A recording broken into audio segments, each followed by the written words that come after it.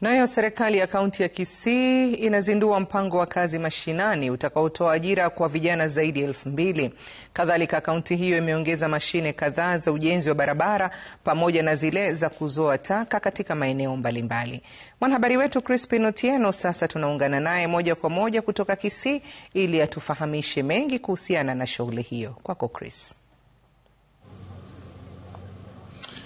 Na Mwanahamisi, ulivyosema ni siku kubwa sana kwa wakazi wa kaunti hii ya Kisii, kwani hii leo serikali ya kaunti hii inazindua mpango maalum ambayo itaona takriban vijana 2,000 ambao watakuwa wakiajiriwa kufanya kazi mbalimbali katika kaunti hii ya Kisii. Tunakumbuka kwamba mnamo tarehe 18 mwezi wa 3 tulikuwa tu papa hapa ambapo kulikuwa na uzinduzi wa mashine maalum za kutengeza barabara, mashine za kuhakikisha kwamba miundo misingi katika kaunti ya Kisii imeshughulikiwa ipasavyo, na ndio maana sasa hapa nataka tu niwajengee taswira kile ambacho kitakuwa kikijiri. Tukiwa tunaanza na afisa huyu atuelezee tu, hii leo ni siku ya uzinduzi. Tunafahamishwa kwamba itakuwa ikianzia hapa na vilevile kutakuwa na msafara mpaka kule maeneo ya Mugirango Kusini katika uga wa Nyamarambe. Tujengee taswira, tutarajie nini siku ya leo? Na asante sana Crispin. Kwa majina naitwa Albert Makia, katibu mkuu katika idara ya barabara kaunti ya Kisii, naongozwa na Mheshimiwa Paul Simbarati. Leo hii siku ya kwanza mwezi wa 7 mwezi mwaka 2026, Mheshimiwa Governor Paul Simbarati anazindua rasmi haya magari ya kuokota uchafu na yale mengine ya kubeba mchanga kwa barabara. Vile umesema, mwezi wa 3 tarehe 18 Governor Paul Simbarati alizindua rasmi mashine za kulima barabara na kutengeneza barabara. Kwa miezi miwili iliyopita tulianza kutengeneza barabara kuanzia mwezi wa 5 na mwezi wa 6. Saa hizi kwa wodi 45 tumeweza kulima ama kutengeneza barabara kwa wodi 27. Tumebakisha wodi chache yenye tunaweza maliza kwa wiki 3 zijazo.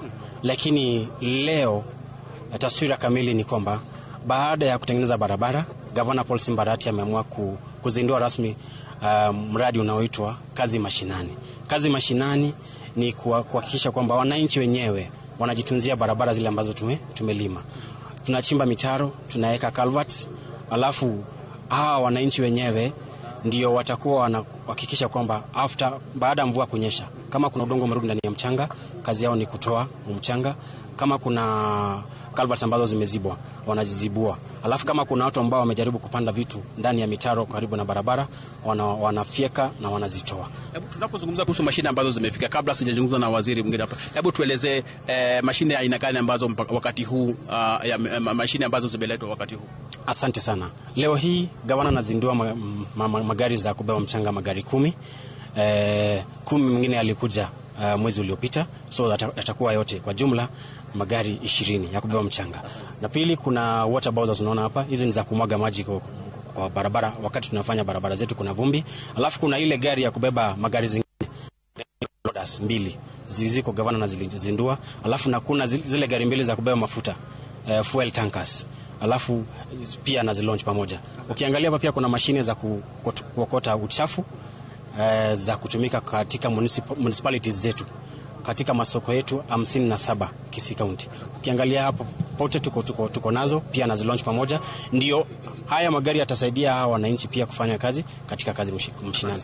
Asanteni sana. Naam, Mwanahamisi, upande huu unavyotazama kuna vijana kina mama ambao wamevalishwa nguo hapa ikiwa imeandikwa kazi mashinani, mpango ambao unazinduliwa siku hii ya leo. Hebu tunazungumza kuhusu shughuli hii zaidi ya katika mpango huu, watarajie nini?